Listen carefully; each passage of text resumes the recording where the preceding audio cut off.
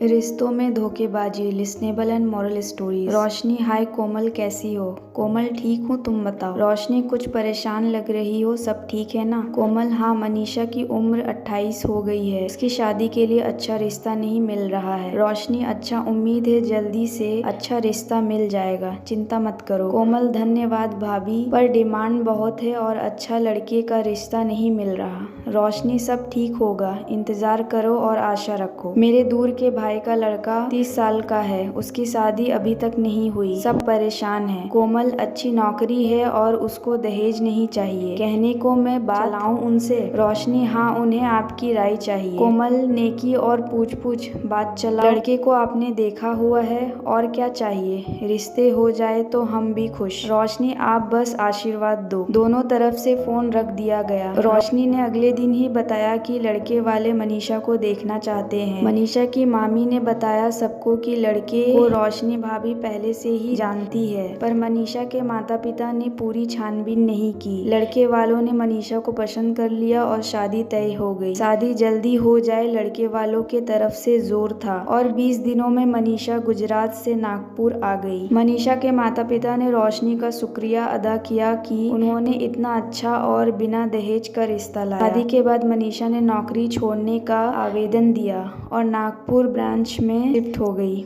मनोज ने भी नौकरी छोड़ दी और मनीषा के काम से खुश रह रहे थे। मनीषा के घर वालों और मनोज ने उसे नौकरी जारी रखने की सलाह दी। मनोज को पूछा गया कि वह उसे नौकरी पर जाएंगे, जिस पर मनोज ने कहा कि उन्होंने नौकरी छोड़ दी है। इस पर मनीषा आश्चर्यचकित हो गई और उसने पूछा, नौकरी क्यों छोड़ी? इतनी अच्छी नौकरी थी। मनोज ने नौकरी करने की बजाय अपने काम में जुगाड़ लगा रहा था और उल्टा मनीषा को बोलने लगा कि तुम्हारी छुट्टियां बहुत हो रही है, नौकरी पर जाओ। उसके बाद वह बाहर निकल गया, जैसे उसे किसी भी चीज की कोई चिंता ही नहीं है। फिर भी उसमें एक उम्मीद थी कि मनोज बिजनेस शुरू करेंगे, लेकिन 4 महीने निकल गए, मनोज ने कोई काम शुरू नहीं किया। मनीषा ने सास से कहा कि शादी के बाद भी मनोज कोई काम नहीं कर रहे हैं। सास ने बस इस बात से पल्ला ही झाड़ लिया। मनीषा को पता लगा कि पहले मनोज कोई इंजीनियर नहीं बल्कि 10-12 हजार की नौकरी कर रहे थे। इसके बाद उसे यह पता चल गया कि उसकी मामी रोशनी ने धोखा दिया, झूठ बोलकर शादी करवाई निकम्मे मनोज से। मनीषा ने गुस्से और दुख के साथ अपनी माँ को सब बताने का निर्णय लिया, लेकिन इससे पहले कि वह कुछ बताती, वह गिर पड़ी और फिर पता चला कि वह माँ बनने वाली है। डॉक्टर ने मनीषा को माँ बनने की बधाई दी, लेकिन मनीषा को यह समझ में नहीं आया कि इतनी बड़ी खुशी की बात में खुशी मनाए या मातम करे। एक औरत के लिए माँ बनना बहुत बड़ी खुशी होती है। मनीषा के हाथ खुद ब खुद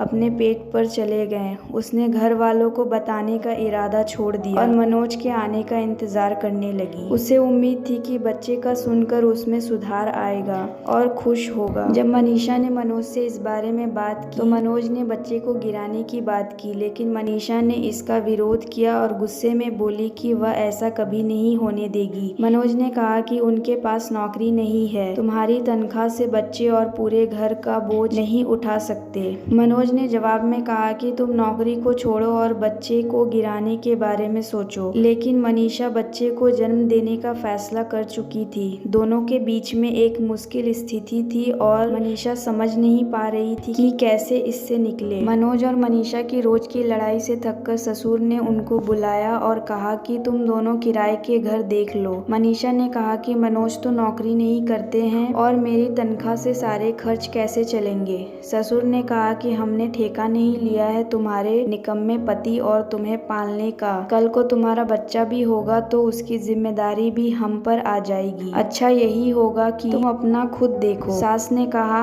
हमने शादी करा दी, हमारी जिम्मेदारियां खत्म हो गई। मनीषा ने माजी से कहा कि मनोज कुछ नहीं करते, उसमें भी माजी ने उसे ही दोष दिया क्योंकि मनीषा की शादी धोखे में हुई थी। मनीषा हैरान हो गई कि माँ बाप बिगड़े बेटे को सुधारने की कोशिश क्यों नहीं करते और ऐसे बेटे की शादी क्यों करा देते देते हैं। मनोज ने समझाने की कोशिश की लेकिन माजी ने एक ना सुनी। मनीषा को मजबूरी में मनोज के साथ किराए के घर पर जाना पड़ा। जब उसकी प्रेगनेंसी के आखिरी महीने आ गई तो मनीषा को नौकरी छोड़नी पड़ी। पैसों की कमी से घर के हालात बिगड़े और मनीषा ने माँ को सब बता दिया। गुस्से में भाई और पिता ने मनीषा को उसके घर ले गए। जब रोशनी को सबने सुनाया तब उसने अपना पल्ला झाड़ लिया और मनीषा के माँ ने कहा कि उन्हें सच्चाई पहले ही बतानी चाहिए थी क्योंकि उन्होंने बिना छानबीन किए ही रिश्ता पक्का कर दिया था। मनीषा ने मनोज के खिलाफ केस दर्ज करते हुए तलाक प्राप्त की, जिसके बाद उसे एक बेटी हुई। मनीषा ने मामी के धोखे से यह समझा कि उसकी शादी सिर्फ